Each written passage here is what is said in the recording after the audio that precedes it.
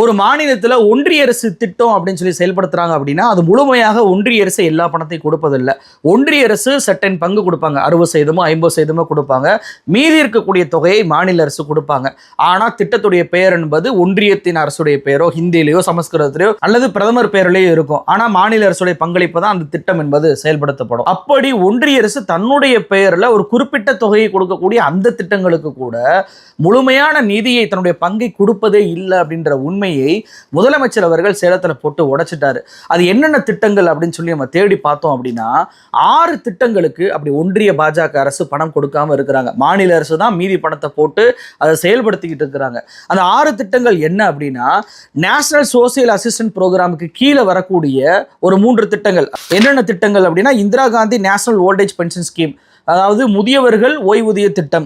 அதே போல Indira Gandhi national widow pension scheme, விதவைகள் ஓய்வூதிய திட்டம். அதே போல Indira Gandhi national disability pension scheme, மாற்றுத்திறனாளிகள் ஓய்வூதிய திட்டம். இந்த 3 திட்டங்களும் பார்த்தீங்க அப்படின்னா நேஷனல் சோசியல் அசிஸ்டன்ட் ப்ரோக்ராம் கீழே வருது. அது என்னங்க நேஷனல் சோசியல் அசிஸ்டன்ட் ப்ரோக்ராம் கேட்டீங்கன்னா, இந்த திட்டங்களுக்கு ஒன்றிய அரசே 100% பணத்தை கொடுத்துடணும். மாநில அரசு ₹1 கொடுக்க தேவையில்லை.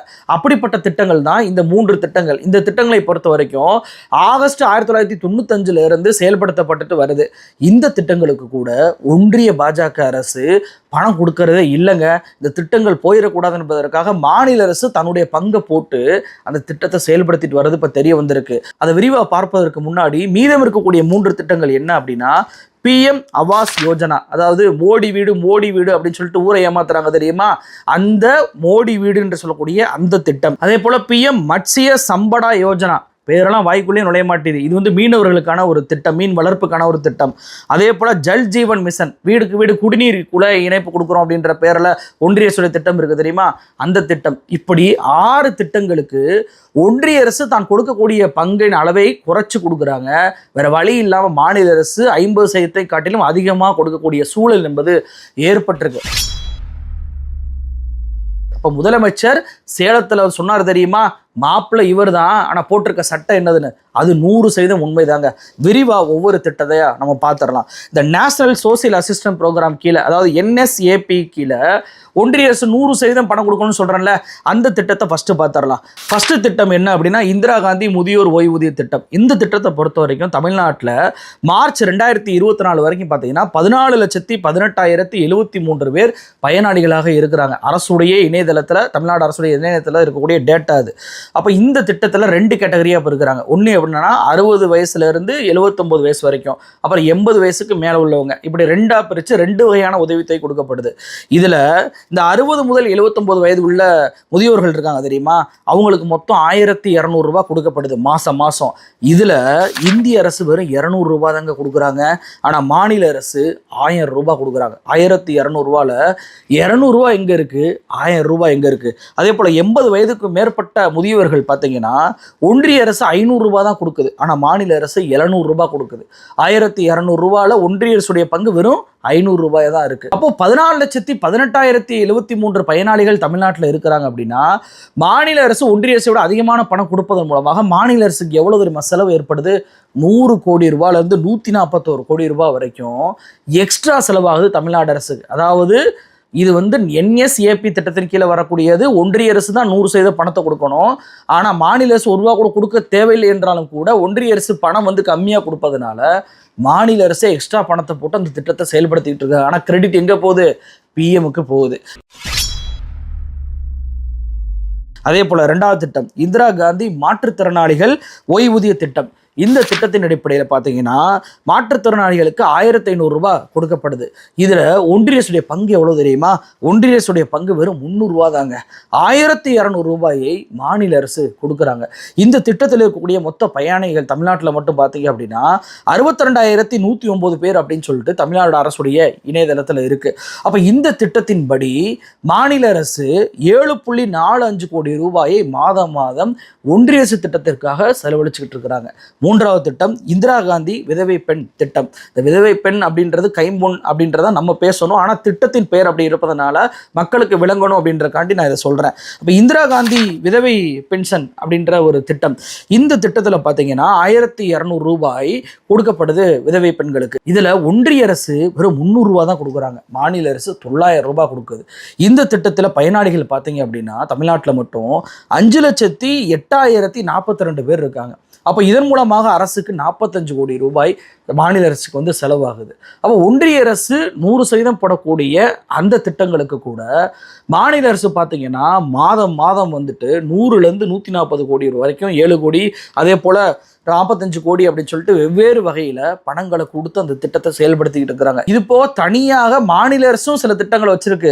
அதாவது மாற்றுத்திறனாளி ஓய்வூதிய திட்டம்ன்ற பேரில் தமிழ்நாடு அரசுடைய திட்டம் இருக்குது, அது 1500 ரூபாய் தனியாக கொடுக்குறாங்க. அது போக ஆதரவற்ற விதவை பெண்களுக்கு தனியாக, அதாவது கைம்பொன் பெண்களுக்கு தனியாக ஒரு திட்டம் இருக்குது, அவங்களுக்கு 1200 ரூபாய் தனியாக தமிழ்நாடு அரசு கொடுக்குறாங்க. இது போக ஒன்றிய அரசுடைய திட்டத்தையும் செயல்படுத்தக்கூடிய நிலைமைக்கு தமிழ்நாடு அரசு தள்ளப்பட்டிருக்கு. அப்போ ஒன்றிய பாஜக அரசுடைய லட்சணம் எப்படி இருக்குன்னு பாருங்க. இதெல்லாம் விட கொடுமை மீதம் இருக்கக்கூடிய அந்த 3 திட்டங்கள். மோடி வீடு மோடி வீடு அப்படின்னு சொல்லிட்டு கிராமத்துக்கு போனீங்க அப்படின்னா அப்படிதான் சொல்லி அந்த திட்டத்தை பேரை கூப்பிட்றாங்க. ஏன்னா மக்களுக்கு வந்து PM ஆவாஸ் யோஜனா அப்படின்ற பேர்லாம் வாய்க்குள் நுழையாது. அப்போ இப்படியான பிரச்சாரத்தை திட்டமிட்டு ஏற்படுத்துறாங்கல்ல. ஆனால் அதுலேயுமே நம்ம மாநில அரசு தாங்க அதிகமான பணத்தை கொடுக்குறாங்க. இந்த திட்டத்தை பொறுத்த வரைக்கும் 60% பணத்தை ஒன்றிய அரசும் 40% பணத்தை மாநில அரசும் கொடுக்கணும், இதுதான் விதி. ஆனால் நடக்கிறது என்ன தெரியுமா? ஒன்றிய அரசுடைய பங்கு எவ்வளோ தெரியுமா? அந்த திட்டத்தில் 1,11,100 ரூபாய் மட்டும்தான் ஒரு வீடு கட்டுவதுக்கு கொடுக்குறாங்க. இந்த பணத்தை வச்சு ஒரு வீடை கட்ட முடியுமா? பேஸ்மெண்ட் கூட போட முடியாது இப்போ வைக்க விலைவாசிக்கு. அப்போ இந்த பணத்தை மட்டுமே ஒன்றிய அரசு கொடுக்குறாங்க. ஆனால் பேரு மோடி வீடு அப்படின்றாங்க. ஆனால் மாநில அரசு எவ்வளோ தெரியுமா கொடுக்குது? 1,72,800 ரூபாய் கொடுக்குறாங்க. ஒன்றிய அரசு தான் 60% கொடுக்கணும், மாநில அரசு 40% தான் கொடுக்கணும். ஆனால் ஒன்றிய அரசு 1,11,000 தான் கொடுக்குறாங்க, மாநில அரசு 1,72,000 கொடுக்குறாங்க. அப்போ ஒன்றிய அரசுடைய திட்டம் PM பேரில் தான் திட்டம் இருக்குது, மோடி வீடுன்னு தான் அழைக்கப்படுது. ஆனால் அந்த திட்டத்திற்கு ஒன்றிய அரசை விட மாநில அரசு தான் அதிகமான பணத்தை கொடுக்கக்கூடிய சூழல் தமிழ்நாட்டில் நிலவிக்கிட்டு இருக்கு. இந்த திட்டத்தின்படி பார்த்தீங்கன்னா 13 ஜூன் 2025 படி தமிழ்நாட்டில் மட்டும் மொத்தம் 6,41,863 வீடு கட்டி முடிக்கப்பட்டிருக்கு. அப்போ இதில் மட்டும் மாநில அரசுடைய கூடுதல் பங்குனால அரசுக்கு எவ்வளோ செலவாயிருக்கு அப்படின்னா 11,000 கோடி ரூபாய் செலவாயிருக்கு மாநில அரசுக்கு. அப்போ இந்த திட்டமுமே முதலமைச்சர் சொல்வதை போல மாப்பிள்ள அவர் தான், ஆனால் போட்டிருக்க சட்டை நம்மளோடது. அடுத்த திட்டம் PMMSY திட்டம், அதாவது PM மத்ஸ்ய சம்படா யோஜனா அப்படின்ற திட்டம். இந்த திட்டம் எதற்காக அப்படின்னா மீன்களை வந்து உற்பத்தி செய்வதற்கும் மீனுடைய விற்பனைகளை வந்து விற்பதற்கு மார்க்கெட்டு, மீன்களை வளர்ப்பதற்கு குளம், அந்த ஃபெசிலிட்டிகளை ஏற்படுத்தி கொடுப்பதற்காக ஒன்றிய அரசு 2019ஆம் ஆண்டு உருவாக்கப்பட்ட திட்டம் தான். இந்த திட்டமுமே 60% ஒன்றிய அரசு பணம் கொடுத்துடணும், 40% வந்து மாநில அரசு பணம் போட்டுறணும். ஆனால் பேர் மட்டும் PMல இருக்கும். சரி, இதுக்காவது ஒன்றிய அரசு 60% பங்கு கொடுத்துச்சா அப்படின்னு சொல்லி பார்த்தா எவ்வளோ தெரியுமா பங்கு கொடுக்குறாங்க? வெறுமன 27% பங்கை மட்டும் தான் கொடுக்குறாங்க. மீதி இருக்கக்கூடிய 73% பங்கை மாநில அரசு தான் போடுது அப்படின்றத தி ஹிந்து இன்னைக்கு ஆங்கில நாளேடுல வெளியிட்டிருக்கிறாங்க. இந்த திட்டத்தின்படி பார்த்தீங்கன்னா மொத்த இன்வெஸ்ட்மெண்ட் 20,050 கோடி ரூபாய். இதில் ஒன்றிய அரசு 9,407 கோடி ரூபாய் கொடுத்துருவாங்க, மாநில அரசு 4,880 கோடி ரூபாய் போடணும். பெனிஃபிஷியரி ஓனர்ஸ் இருக்காங்களா, பயனாளிகள், அவங்க வந்து 5,763 கோடி ரூபாய் மொத்தமாக வந்து கலெக்ஷன் பண்ணி கொடுத்துருவாங்க. ஆக மொத்தம் 20,000 கோடி. இதில் பார்த்தீங்க அப்படின்னா 5 வருஷ திட்டம் இது. 2022 தமிழ்நாடு அரசுக்கு 1 ரூபாய் கூட ஒன்றிய அரசு ஒதுக்கவே இல்லை. ஆனால் இந்த திட்டத்தில் செலவு எவ்வளோ இருக்கு தெரியுமா? 2,677.08 கோடி ரூபாய் செலவாயிருப்பதாக ஒன்றிய அரசுடைய இணையதளத்தில் இருக்கு. ஒன்றிய அரசு ஃபண்டை ரிலீஸ் பண்ணல, 0 ரூபீஸும் காட்டுது. ஆனால் அங்கே எக்ஸ்பெண்டிச்சரில் பார்த்தீங்க அப்படின்னா 2,600 கோடி ரூபாய் செலவாயிருக்கு. அப்படின்னா அப்போ மாநில அரசு தான் அந்த பணத்தை கொடுத்துருக்கணும். தமிழ்நாட்டில் மட்டும் மொத்தம் 16 இடங்களில் வந்து இது செயல்படுத்தப்பட்டிருக்கு. அந்த பட்டியல் உங்களுக்கு காண்கிறேன் பாருங்கள். இது ஒன்றிய அரசு வெளியிட்ட டேட்டா தான். இந்த டேட்டா படி 16 இடங்கள்லையுமே ஒன்றிய அரசை விட மாநில அரசு தான் அதிகமான பணத்தை போட்டு செலவு பண்ணுறாங்க, திட்டத்தை செயல்படுத்துகிறாங்க. ஆனால் திட்டத்துடைய பெயர் மட்டும் பிஎம் அப்படின்னு சொல்லிட்டு இருக்குங்க. எவ்வளோ பெரிய மோசடி பாருங்க. அதுக்கப்புறம் கடைசி திட்டம் இந்த ஜல்ஜீவன் திட்டம். இந்த ஜல்ஜீவன் திட்டத்தை படி பார்த்தீங்கன்னா வீட்டுக்கு வீட்டுக்கு குழாய் இணைப்பை கொடுக்கணும் அப்படின்றது தான் இந்த திட்டத்துடைய நோக்கம். இந்த திட்டத்தின்படி ஷேர் எவ்வளோ இருக்கணும் அப்படின்னா ஒன்றிய அரசு 50%, மாநில அரசு 50% போடணும். ஆனால் கிரவுண்ட் ரிப்போர்ட் படி எவ்வளோ இருக்குன்னா ஒன்றிய அரசு 45% தான் கொடுக்குறாங்க, மாநில அரசு 55% பணத்தை போடுவதாக தி ஹிந்து ஆங்கில நாளேட்டில் இன்னைக்கு செய்தி வந்து வெளியாகிருக்கு. அப்போ இந்த திட்டத்துக்குமே மாநில அரசு தான் அதிகமான செலவை செய்யக்கூடிய நிலைமை இருக்குது. ஆனால் பேர் மட்டும் ஒன்றிய அரசின் பேரில் இருக்குது. எவ்வளவு பெரிய மோசடியாக இது இருக்குது பாருங்கள். இது எல்லாமே ஒன்றிய அரசு பணம் போடக்கூடிய திட்டம். ஆனால் ஒன்றிய அரசு சரியாக பணம் கொடுக்காதனால மாநில அரசு செயல்படுத்திக்கிட்டு இருக்குல்ல. இதெல்லாம் போக இப்போ புதுசாக என்ன இருக்குது, எஸ்எஸ்ஏ திட்டத்துக்கு பணம் தர்றது இல்லை. அதாவது என்இபி ஏற்றுக்கொண்டாதான் எஸ்எஸ்ஏ திட்டத்துக்கு பணம் தருவேன் அப்படின்னு சொல்லிட்டு 2152 கோடி ரூபாய் நிறுத்தி வச்சிட்டாங்க. நாம கூட அதை வந்து உச்சநீதிமன்றத்தில் கேஸ் போட்டிருக்கோம். அந்த தொகையும் முதலமைச்சர் ஸ்டாலின் அவர்கள் தான் அதை போட்டிருக்கிறாரு, செலுத்தி இருக்கிறாரு. அதே போல ஆர்டிஇ திட்டம், ஏழை மாணவர்கள் ஸ்கூல்ல வந்துட்டு 25% பேர் தனியார் ஸ்கூல்ல சேரலாம், அந்த ஃபீஸை ஒன்றிய அரசு 60%, மாநில அரசு 40% பணம் போட்டு அதை ஃபீஸை கட்டிடுவாங்கன்ற திட்டம். அந்த திட்டத்தில் 600 கோடி ரூபாய் ஒன்றிய அரசு தன்னுடைய பங்கை தரவே இல்லை. அந்த காசையுமே மாநில அரசு தான் போட்டு செலவு பண்ணிக்கிட்டு இருக்காங்க. அப்போ ஒன்றிய அரசு தான் தர வேண்டிய பணத்தை ஏற்கனவே 6 திட்டங்களுக்கு கொடுப்பதில் கம்மியாக கொடுக்குறாங்க. இது போக பல திட்டங்களுக்கு அரட்டல் மிரட்டல்களை பண்ணி நாங்கள் இதில் கையெழுத்து போட்டால் தான் காசு தருவேன் அப்படின்னு சொல்லிட்டு மிரட்டி அதன் மூலமாகவும் பல்லாயிரம் கோடி ரூபாயை தமிழ்நாட்டுக்கு நிறுத்தி இருக்கிறாங்க அப்படின்றது தான் இங்கே கவனிக்க வேண்டிய ஒரு செய்தியாக இருக்குது. எனக்கு என்ன கேள்வி வருதுன்னா, நாம் எதுக்குங்க இவ்வளவு செலவு பண்ணி இந்த ஒன்றிய அரசுடைய திட்டத்தை, அது பிஎம் பேரில் இருக்க திட்டத்தை செயல்படுத்துகிறோம்? நமக்கு எல்லாம் அது தெரியுமா? இவ்வளவு நாட்களாக நமக்கு தெரியாது. முதலமைச்சர் சேலமில் பேசுனதுனால தானே இப்படி தெரிய வந்துச்சு. அப்போ எவ்வளவு தூரத்திற்கு ஒன்றிய அரசு வெளிப்படையாக நெருக்கடிகளை கொடுத்த போதும் கூட மக்கள் பயனாளிகளாக இருக்கிறாங்க.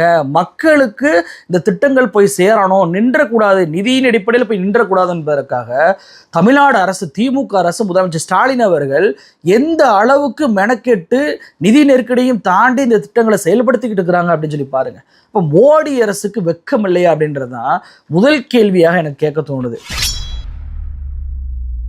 முதலமைச்சர் ரொம்ப பெருந்தன்மையாக வெறும் டேட்டாவை சுருக்கி கொடுத்துட்டு போயிட்டாங்க. எந்தெந்த திட்டம்லாம் சொல்லவே இல்லை. ஆனால் எந்தெந்த திட்டங்கள் சொல்லிட்டு நம்ம தோண்டி எடுக்கும் போது தான் நம்மளுக்கு பகீர்னு இருக்கக்கூடிய தகவல்லாம் கிடைக்கிது. அதுவும் 100% ஒன்றிய அரசு தான் போடணும், மாநிலம் 1 ரூபா கூட கொடுக்க தேவையில்லைன்ற திட்டத்திற்கு கூட நாம தான் பணத்தை கொடுத்துக்கிட்டு இருக்கோம் அதிகமாக அப்படின்றது தெரிய வரும்போது நாம் எதற்கு இதுக்கெல்லாம் கொடுக்கணும்? நாம் பேசாமல் புது புது திட்டங்கள் நம்ம உருவாக்கலாம். நம்ம பேரில் இப்போ வந்து மோடி வீடு அப்படின்றாங்க, நம்ம கலைஞர் கனவு இல்லம் அப்படின்னு சொல்லி உருவாக்கியிருக்கோம். அந்த திட்டங்களுக்கு இதில் போட காசை கொண்டு அதில் போட்டோம் அப்படின்னா இன்னும் நிறைய பயனாளிகள் நம்மளால உருவாக்க முடியும்.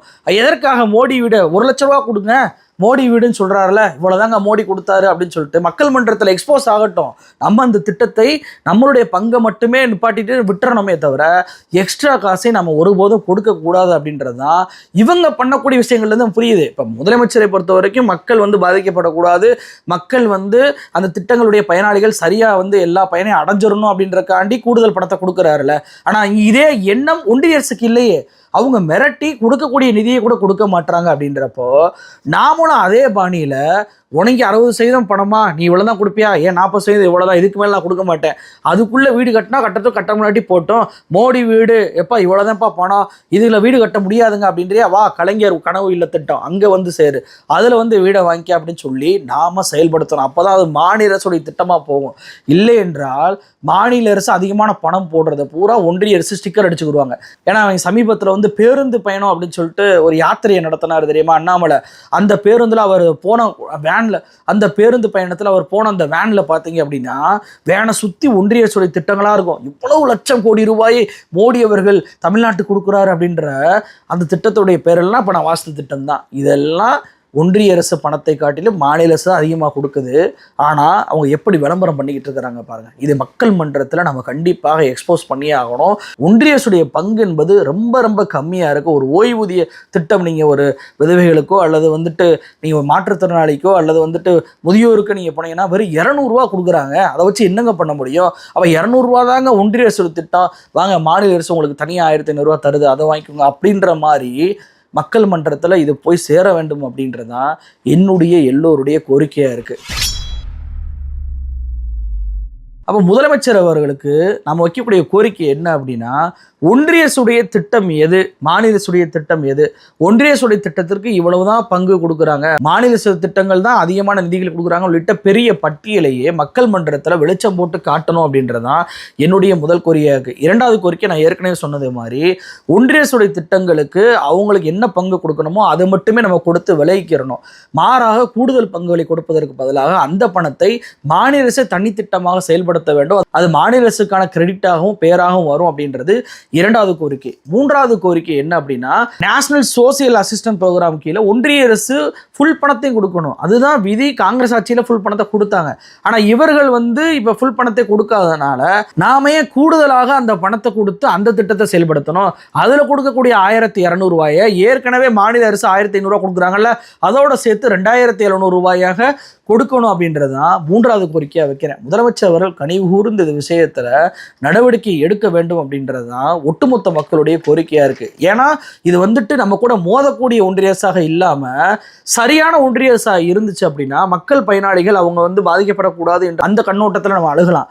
ஆனால் நம்ம நாட்டு மக்களையே வஞ்சிக்கக்கூடிய அளவுக்கு ஒன்றிய அரசு செயல்படுறாங்க, தமிழ்நாட்டை வஞ்சிக்கிறாங்க அப்படின்றப்போ எதற்காக மாநில அரசு பணத்தை கொடுத்து இவ்வளவு தூரத்துக்கு அவங்கள காப்பாற்றணும்? ஏன்னா முதலமைச்சர் இப்படி பேசுகிற செய்தியை போட்டால் அந்த ஊடகத்தில் கமெண்ட்ல வரக்கூடிய இதெல்லாம் பார்த்தோம்னா ரொம்ப நக்கலாக பண்ணக்கூடியது இருக்குது. அவ்வளோதான் அவங்களுடைய அறிவு இருக்குது. அப்போ எந்த அளவுக்கு மோடி தான் இதெல்லாம் கொடுக்குறாங்க அப்படின்னு சொல்லிட்டு அவங்க நினச்சிக்கிட்டு இருக்காங்க அப்படின்னா நாம ஏன் அந்த கிரெடிட் அவங்களுக்கு கொடுக்கணும் அப்படின்றதான் என்னை போன்றவர்களுக்கு எழக்கூடிய ஒரு கேள்வியாக இருக்குது. முதலமைச்சர் இதில் நடவடிக்கை எடுக்க வேண்டும் என்ற கோரிக்கையை வச்சு இந்த வீடியோவை நம்ம நிறைவு பண்ணுறோம். இந்த வீடியோவை எல்லோருக்குமே ஷேர் பண்ணுங்கள். நன்றி.